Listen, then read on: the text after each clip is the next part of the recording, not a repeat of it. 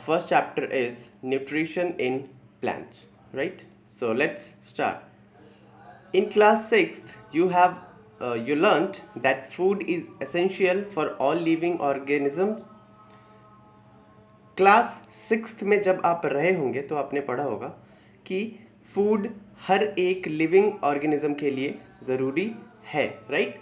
You also learned that carbohydrates, proteins, fats, vitamins and minerals are components of food. और आपने ये भी पढ़ा था कि फूड में क्या क्या चीज़ें होती हैं, क्या क्या कंपोनेंट्स होते हैं। कार्बोहाइड्रेट हमें मिलता है भोजन से, प्रोटीन्स मिलता है, फैट्स मिलते हैं, विटामिन्स मिलते हैं और मिनरल्स मिलते हैं, बहुत सारी चीज़ें मिलती हैं, ठीक है, जो एसेंशियल होती है हमें सर्वाइव करने के लिए, ठीक है। This components of food are necessary for our body are called nutrients. तो ये जो सारी चीज़ें हमें मिलती हैं फूड से, ये सारे कंपोनेंट्स ज़रूरी होते हैं हमारे बॉडी के लिए और इन कंपोनेंट्स को हम कहते हैं न्यूट्रिएंट्स। क्लियर? आगे बढ़ते हैं। All living organism require food. सारे लिविंग ऑर्गेनिज्म के लिए फूड रिक्वायर है। Plants can make their food themselves but animals including human can not.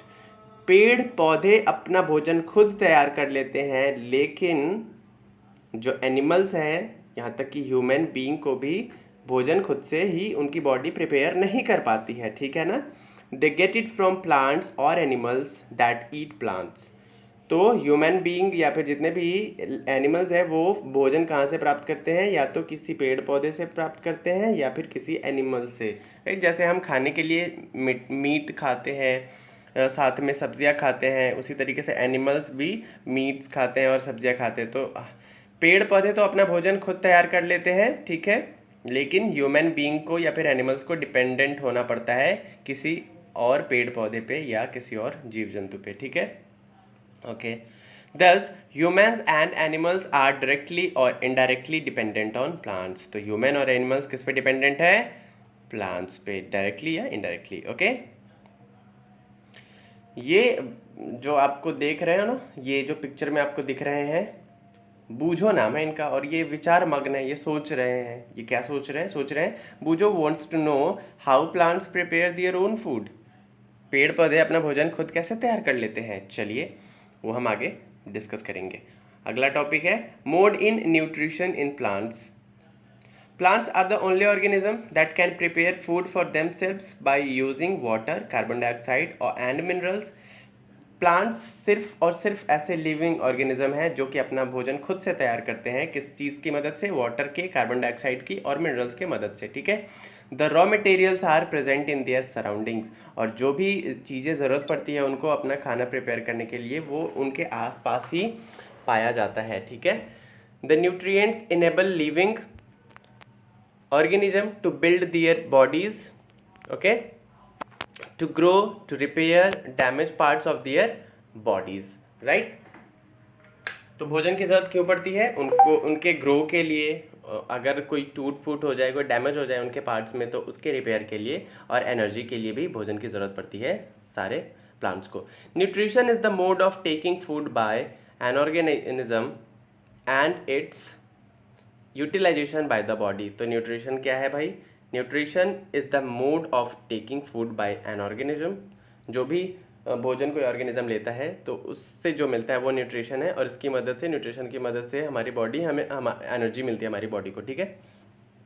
The mode of nutrition in which organism make food themselves from simple substances is called autotrophic.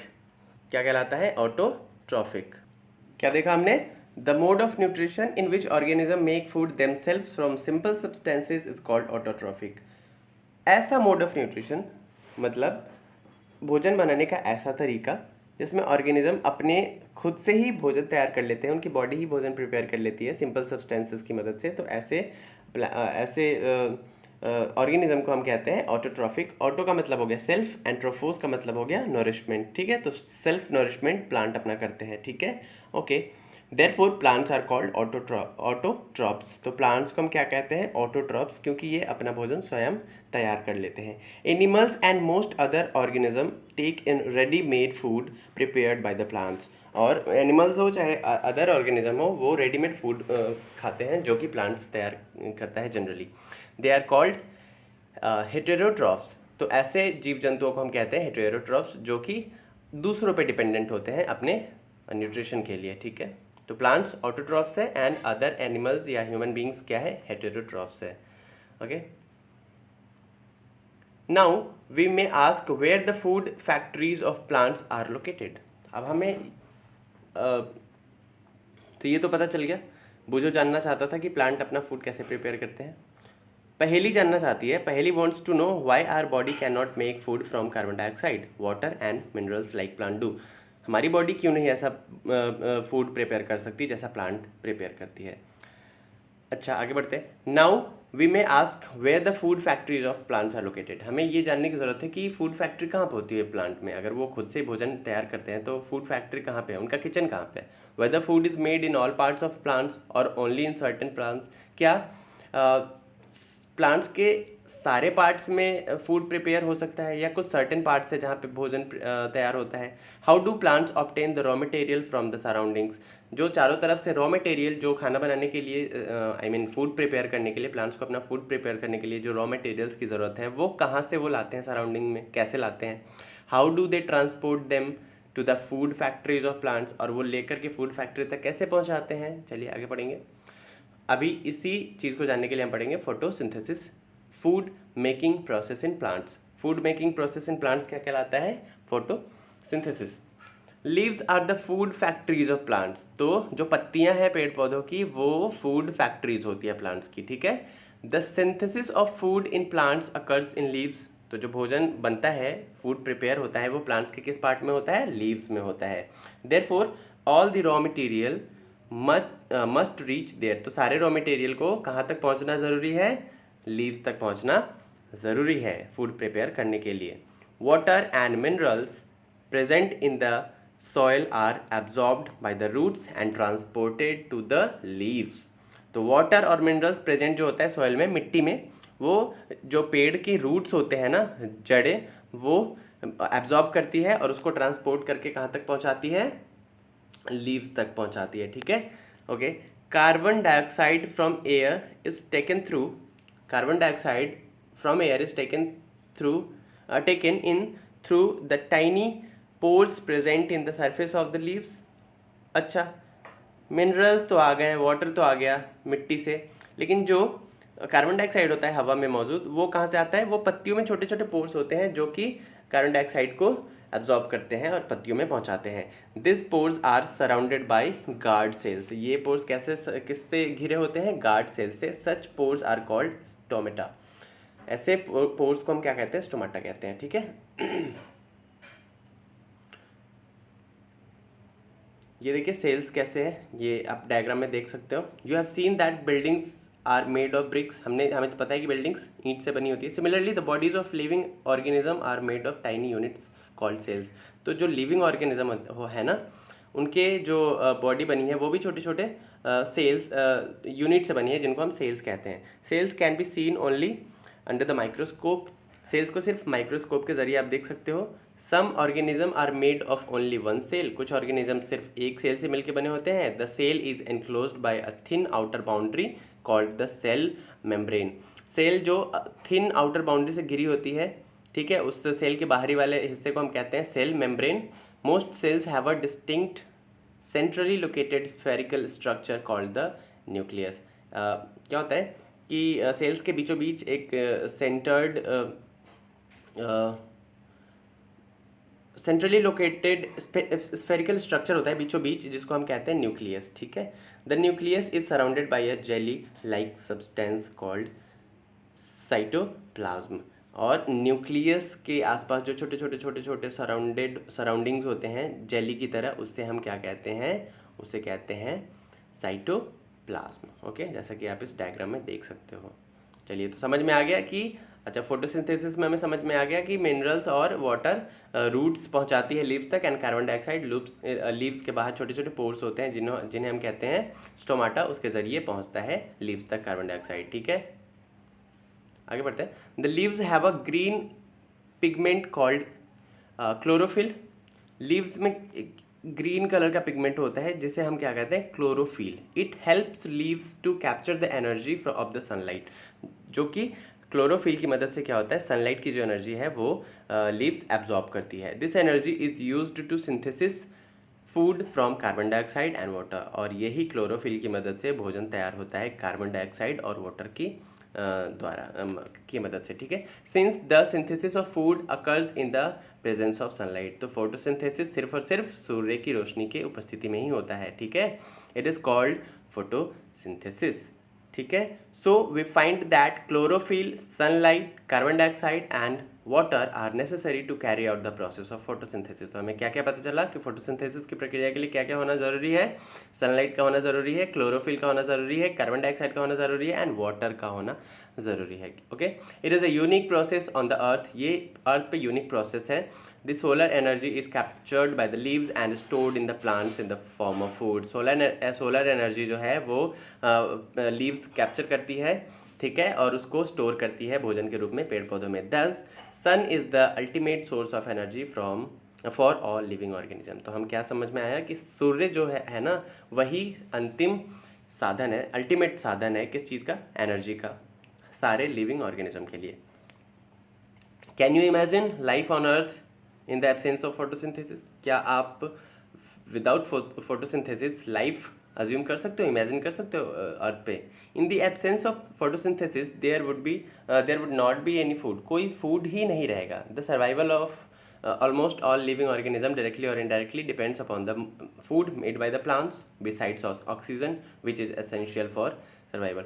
तो living organism जितने भी है वो सब dependent है पेड़ पे ही, और जब फोटोसिंथेसिस नहीं होगा तो पेड़ ही नहीं बचेंगे। ठीक है, besides oxygen which is essential for survival, oxygen के अलावा, क्योंकि ऑक्सीजन सर्वाइवल के लिए बहुत ही ज़रूरी है, of all living organism is produced during photosynthesis. तो ऑक्सीजन फोटोसिंथेसिस के दौरान ही प्रोड्यूस होता है।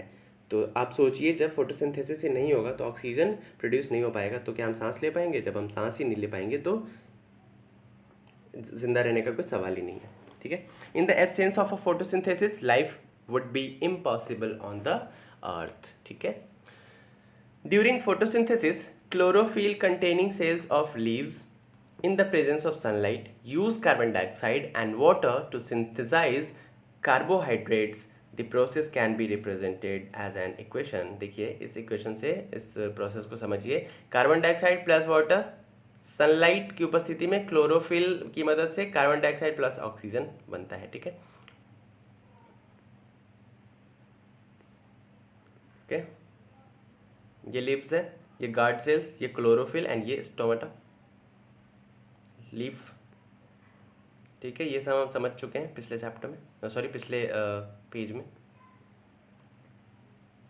ये देखिए, ये डायग्राम आपको फोटोसिंथेसिस का प्रोसीजर समझा रहा है। सनलाइट है उपस्थित, पत्तियाँ क्या कर रही है, सनलाइट से एनर्जी ले रही है, ठीक है, कार्बन डाइऑक्साइड ले रही है और ऑक्सीजन को रिलीज कर रही है। ठीक है, और क्लोरोफिल लीफ में पाया जाता है, और वाटर और मिनरल्स ये रूट्स जो हैं वो एब्जॉर्ब कर रहे हैं। ठीक है, तो ये फोटोसिंथेसिस का पूरा प्रोसीजर है। During the process oxygen is released. ठीक है, फोटोसिंथेसिस के दौरान ऑक्सीजन क्या किया जाता है, रिलीज किया जाता है पेड़ पौधों के द्वारा। The carbohydrates ultimately get converted into starch, और जो कार्बोहाइड्रेट्स है वो अल्टीमेटली किस में कन्वर्ट हो जाता है, स्टार्च में। The presence of starch in leaves indicates the occurrence of photosynthesis. The starch is also a carbohydrate।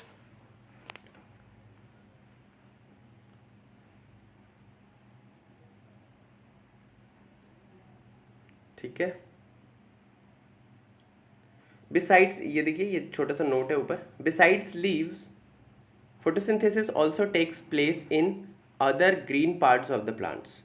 पत्तियों के अलावा फोटोसिंथेसिस अलग अलग जो जितने भी ग्रीन पार्ट्स हैं ना पेड़ में, उसमें भी होता है। In green stems and green branches, green stems में भी और ग्रीन ब्रांचेज में भी।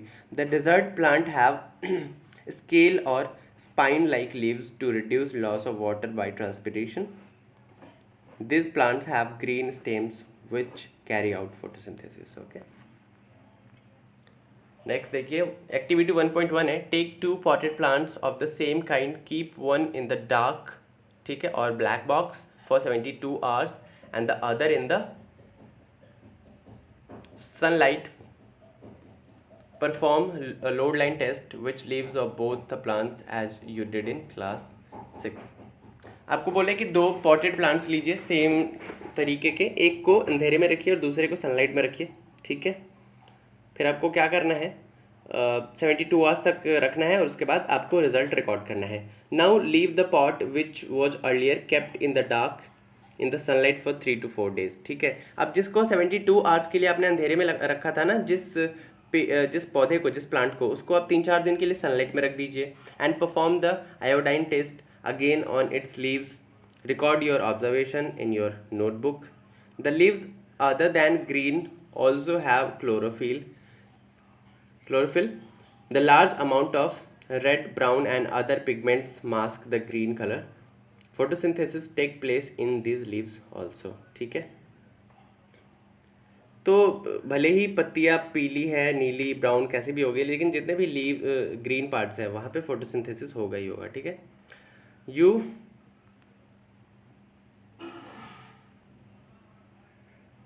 You often see slimy green patches in ponds or in other stagnant water bodies. These are generally formed by the growth of organism called algae. आप कभी कभी देखते हो तो पॉन्ड में या स्टैगनेंट वाटर में ऊपर ग्रीन कलर का, ठीक है, कुछ पैचेस आपको दिखाई देते हैं, तो ये क्या कहलाते हैं, ये algae होते हैं, ठीक है। Can you guess why algae are green in colour? algae colour में ग्रीन क्यों होते हैं? They contain chlorophyll which gives them the green colour, क्योंकि उनमें क्या पाया जाता है, क्लोरोफिल, जिसकी मदद से, जिसके चलते वो ग्रीन कलर के दिखाई देते हैं। algae can also prepare their own food by photosynthesis, और algae क्योंकि ग्रीन कलर का होता है, इसमें भी ग्रोथ होता है, तो ये अपना फूड खुद प्रिपेयर करते हैं फोटोसिंथेसिस की मदद से। Synthesis of plant food other than carbohydrates.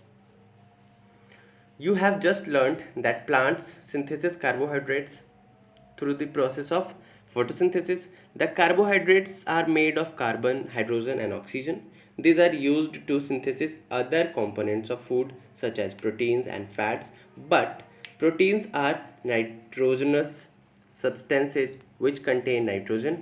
From where do the plants obtain nitrogen? तो हमने देखा कि फोटोसिंथेसिस की मदद से वो क्या होता है, कार्बोहाइड्रेट प्रिपेयर करते हैं, और कार्बोहाइड्रेट किससे मिलके बना होता है, कार्बन से, हाइड्रोजन से, ऑक्सीजन से, ठीक है। This are use to synthesise other components of food, जो कि अदर कंपोनेंट्स ऑफ फूड को प्रिपेयर करने में मदद करता है, ठीक है। But proteins are nitrogenous substance, लेकिन प्रोटीन जो होता है वो नाइट्रोजनस सब्सटेंस होता है, जिसमें नाइट्रोजन पाया जाता है। तो जो प्लांट में नाइट्रोजन पाया जाता है वो कहाँ से मिलता है, क्योंकि प्लांट तो फोटोसिंथेसिस की मदद से कार्बोहाइड्रेट बनाती है, ठीक है।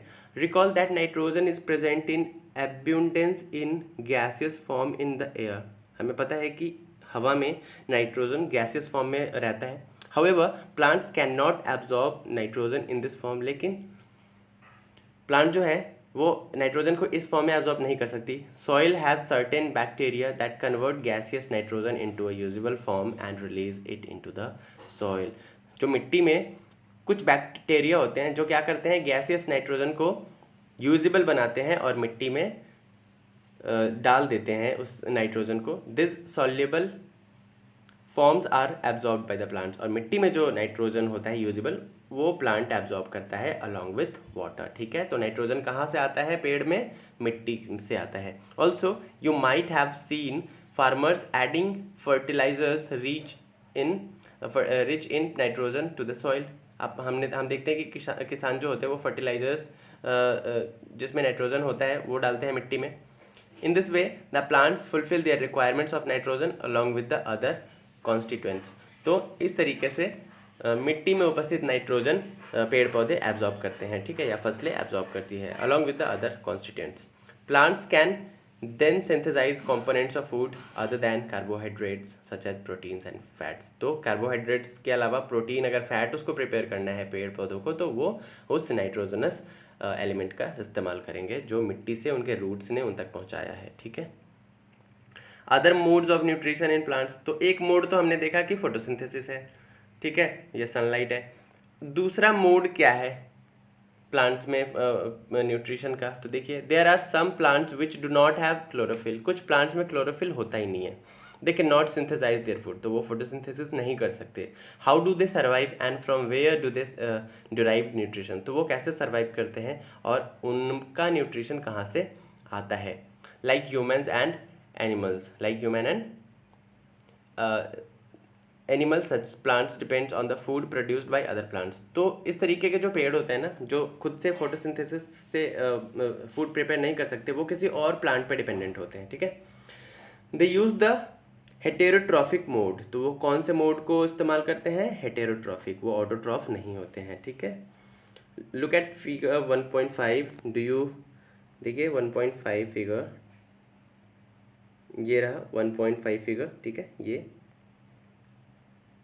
अब आ रही है। Look at figure 1.5. Do you see yellow tubular structures twining around the stem and branches of a tree? This is plant called cascata. It does not have chlorophyll. It takes ready-made food from the plants. और ये जो है, ये जो पेड़ है ना, इसमें क्लोरोफिल नहीं होता और ये दूसरे प्लांट से पे डिपेंडेंट होते हैं। अच्छा देखते हैं, on which it is climbing, तो देखिए कुछ पेड़ पौधों पे क्या होता है कि एक कोई और चीज़ क्लाइंब होने लगती है, उस पर फैलने लग जाती है, ठीक है। जैसे आपने पंपकिन देखा होगा, पंपकिन क्लाइंब करता है, लाइक गोर्ड क्लाइंब करता है, ठीक है। तो इसी तरीके का एक जो कैस्कटा करके एक प्लांट है, वो किसी और पेड़ पे क्लाइंब करती है, ठीक है। The plant on which it climbs is called host, और जिस प्लांट पे भी ये क्लाइंब करती है उस पेड़ को हम कहते हैं होस्ट। जैसे आप होस्ट हो, आप अपने मेहमान का स्वागत करते हो ना, आप होस्ट कहलाते हो। इस तरीके से वो जो पेड़ है जिस पे कैस्कटा फैल रही है, वो पेड़ होस्ट कहलाता है। Since it deprives the host of valuable nutrients, it is called a parasite. क्योंकि ये होस्ट से कुछ वैल्यूएबल न्यूट्रिएंट्स लेता है, इसीलिए इसे हम क्या कहते हैं, पैरासाइट कहते हैं। Are we and the other animals also parasites on the plants? You should think about it and discuss with your teacher, right? चलिए, have you seen or heard of plants that can eat animals? क्या आपने किसी plant के बारे में सुना है जो एनिमल्स को खा सकती है? There are a few plants which can trap insects and digest them. कुछ प्लांट्स हैं जो ट्रैप कर लेते हैं किसको, इंसेक्ट्स को, और उनको डाइजेस्ट कर जाते हैं। इट इज़ नॉट अमेजिंग, यह अमेजिंग नहीं, इज़ इट नॉट अमेजिंग, क्या ये अमेजिंग नहीं है? सच प्लांट्स मे बी ग्रीन और ऑफ सम अदर कलर, या तो ये ग्रीन भी हो सकते हैं, कुछ और कलर के भी हो सकते हैं। लुक एट द फिगर 1.6, ये देखिए, ये प्लांट दिख रहा है आपको, ठीक है। The structure is the modified part of the leaf, the apex of the leaf form a lead which can open and close the mouth of the picture. ये पेड़ इस तरीके से इनके लीव्स होते हैं जो कि अपना ऐसा होता है, मुंह की तरह होता है, माउथ ओपन कर सकते हैं और क्लोज कर सकते हैं। Inside the picture there are hair which are directed downwards, एक कुछ हेयर्स होते हैं जो नीचे की तरह लटके हुए होते हैं। ये देखिए, आपको इन लीव्स में दिख सकता है कुछ हेयर्स हैं इन पत्तियों के, ठीक है, और इनका ये ऐसा लग रहा है जैसे माउथ है, ठीक है। When an insect lands in the picture, जब कोई इंसेक्ट पिक्चर में लैंड करता है, the lid close and the trapped insect get entangled into the hair, और जब भी कोई इंसेक्ट आता है तो ये मुंह अपना बंद कर लेते हैं और वो इंसेक्ट उसमें फंस जाता है। The insect is digested by the digestive juices secreted in the picture, और पिक्चर में कुछ उस पत्तियों के पिक्चर में कुछ डाइजेस्टिव जूसेस पाए जाते हैं जिनकी मदद से वो डाइजेस्ट हो जाता है, क्या, वो insect. Such insect eating plants are called insectivorous plants, ऐसे जो प्लांट्स इंसेक्ट को डाइजेस्ट कर जाते हैं, इस प्लांट्स को हम कहते हैं इंसेक्टिवोरस प्लांट्स, ठीक है। Is it possible that such plants do not get all the required nutrients from the soil in which they grow? क्या इसके लिए पॉसिबल है कि ऐसे प्लांट्स को सारा का सारा न्यूट्रिएंट्स ना मिले उस मिट्टी से जहाँ पे वो ग्रो होते हैं? आगे बढ़ते हैं। सैप्रोट्रॉफ्स क्या है? सैप्रोट्रॉफ्स, You might have seen packets of mushrooms sold in the vegetable market. देखा ही होगा आपने, मशरूम बिकते रहते हैं. You may have also seen fluffy umbrella-like patches growing on rotting wood during the rainy season. अब आपने किसी पेड़ पौधे पे देखा होगा बारिश के दिनों में कि छाते की तरह वो मशरूम उगाता है वहाँ पे, ठीक है, जैसा फिगर 1.7 में दिख रहा है, आपने देखा होगा, ठीक है. Let us find out what type of nutrients they need to survive and from where they get them. ऐसे मशरूम्स को सर्वाइव करने के लिए किस तरीके के न्यूट्रिएंट्स की ज़रूरत पड़ती है और ये न्यूट्रिएंट्स वो कहाँ से प्राप्त करते हैं, इसके बारे में हम पढ़ेंगे, ठीक है. एक्टिविटी 1.2 देखिए. Take a piece of bread and moisten it with water. एक ब्रेड का टुकड़ा लीजिए, उसको भिगा दीजिए पानी से. Leave it in a moist warm place, और इसको मॉइस्चर कंडीशन में रख दीजिए, मॉइस्चराइज कंडीशन में रख दीजिए, ठीक है, 2 से 3 दिन के लिए. और until fluffy patches appear on them, और जब तक कि वो जो फ्लफी पैचेज है वो उस पर आने ना लग जाए. दिस पैचेज में बी वाइट, ग्रीन, ब्राउन और ऑफ एनी अदर कलर. और ये पैचेज जो उस पर आएंगे ना वो किसी भी कलर के आ सकते हैं, ग्रीन, ब्राउन, वाइट, कुछ भी आ सकते हैं, ठीक है. Observe the patches under a microscope और अ मैग्नीफाइंग ग्लास. उसको माइक्रोस्कोप या मैग्नीफाइंग ग्लास की मदद से आप देखिए. Write down your observation in your notebook. Most probably you will see cotton like thread spreads on the piece of bread. तो आप उस देखोगे कि धागे की तरह कुछ कुछ आ गया है. तो इस हिंदी में इसको कहते हैं फफूंदी, कहते हैं ना कि फफूंदी लग गया है इस खाने पे या ब्रेड पे, ठीक है. This organism are called fungi. तो इसको हम क्या कहते हैं, फंगी कहते हैं, okay. They have a different mode of nutrition, और उनका जो मोड ऑफ न्यूट्रिशन है कुछ अलग होता है. They secrete digestive juices on the dead and decaying matter and convert it into a solution. जो भी जिस भी मैटर पे ये उगते हैं ना उस पर कुछ डाइजेस्टिव जूस वो स्प्रेड कर देते हैं, ठीक है, और इसको कन्वर्ट कर देते हैं ये एक सॉल्यूशन में. Then they absorb the nutrients from it, और उससे न्यूट्रिएंट्स वो प्राप्त करते हैं. This mode of nutrition in which organism take in nutrients in solution form from dead and decaying matter is called saprotrophic nutrition. तो ऐसा mode जिसमें जिसमें क्या होता है कि कोई भी ऑर्गेनिज्म सॉल्यूशन के फॉर्म में मरे हुए या डेड मैटर से न्यूट्रिशन लेता है, तो इस तरीके के ऑर्गेनिज्म को हम कहते हैं सैप्रोट्रॉफिक न्यूट्रिशन. इस मोड को हम कहते हैं. Plants which use saprotrophic mode of nutrition is called saprotrophs. और वैसे प्लांट जो सैप्रोट्रॉफिक न्यूट्रिशन को मोड को चुनते हैं अपने फूड के लिए, वैसे प्लांट्स को हम कहते हैं सैप्रोट्रॉफ्स, ठीक है. Fungi also grow on pickles, leather, clothes and other articles that are left in hot and humid weather for a long time, okay.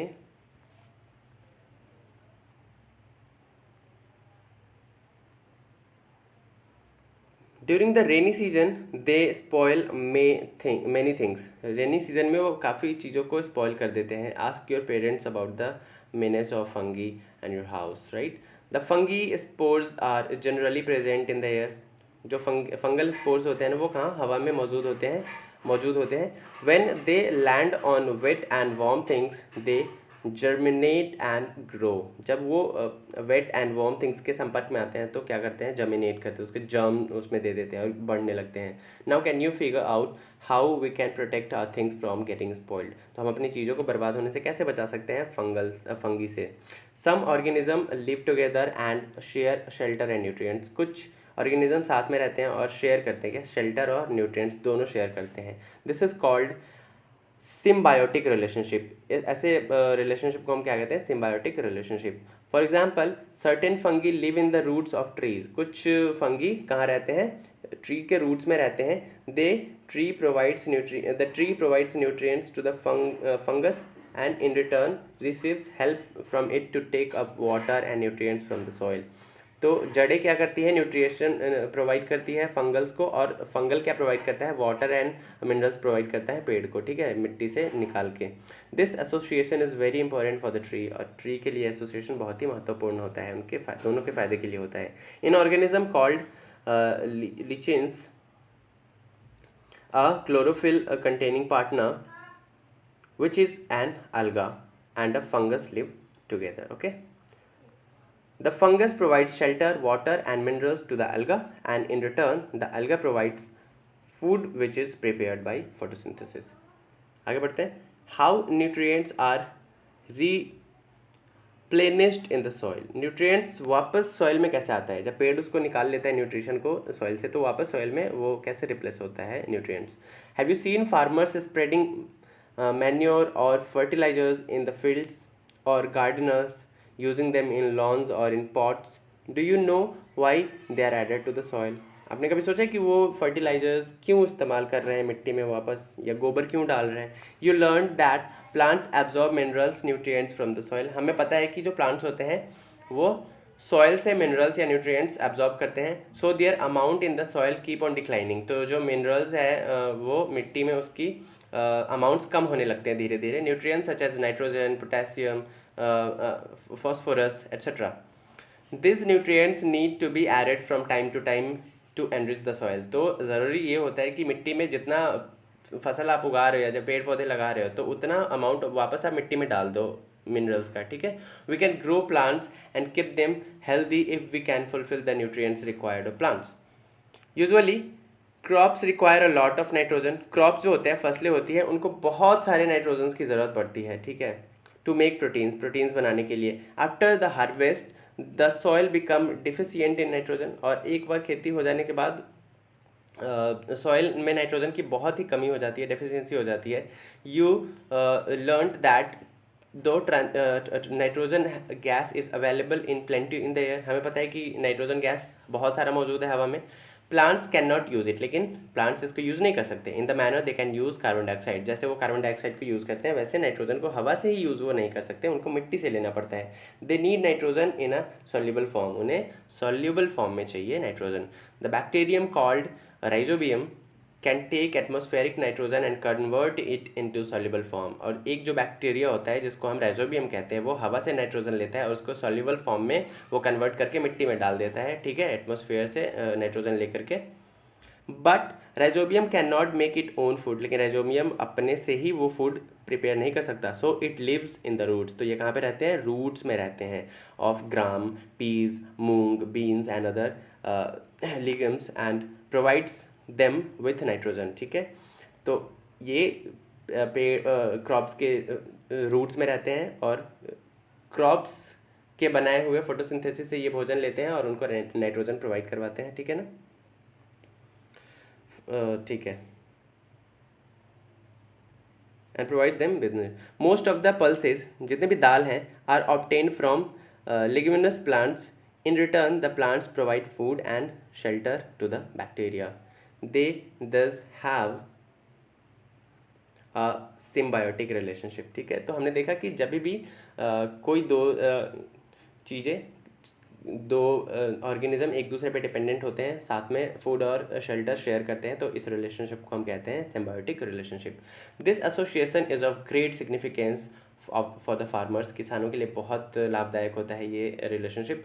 They do not need to add nitrogen fertiliser to the soil in which leguminous plants are grown. जिस भी plant में लिग्मिनस plant उगाया जाता है उसमें उनको और सारे फर्टिलाइजर डालने की ज़रूरत ही नहीं, क्योंकि बहुत सारे न्यूट्रिशन ये खुद दे देगा लिग्मिनस प्लांट अर्थ को. In this chapter you learn that most of the plants are autotrophs. हमने देखा कि बहुत सारे प्लांट्स ऑटोट्रॉफ्स होते हैं जो खुद से ही भोजन बनाते हैं. Only a few plants adopt other modes of nutrition like parasitic and saprotrophic. They derive nutrition from other organism like. ठीक है. All animals are categorised as heterotrophs since they depend on plants and other animals for food. ठीक है. Can we say that the insectivorous plant are partial heterotrophs? जी हाँ, हम कह सकते हैं. ठीक है. कीवर्ड जो हमने इसमें देखा, autotrophic, chlorophyll, heterotrophs, host, insectivorous, nutrient, nutrition, parasite, photosynthesis, saprotrophs, saprotrophic and stomata. बहुत सारे कीवर्ड देखे. हम जो भी इसके क्वेश्चन आंसर है ना, ये हम नेक्स्ट वीडियो जब हम करेंगे सिर्फ एक्सक्लूसिवली क्वेश्चन एंड आंसर करेंगे पहले चैप्टर का. ठीक है. ये सारे क्वेश्चन एंड आंसर हम डिस्कस करेंगे पिछले चैप्टर में. तो आज के इस लेसन में बस हमने डिटेल में समझा, इस चैप्टर का मीनिंग समझा, जो भी चीज़ें हैं उनको डिस्कस किया. ठीक है. तो इस लेसन में बस इतना ही. चैप्टर 1 का लेक्चर आपका हुआ समाप्त.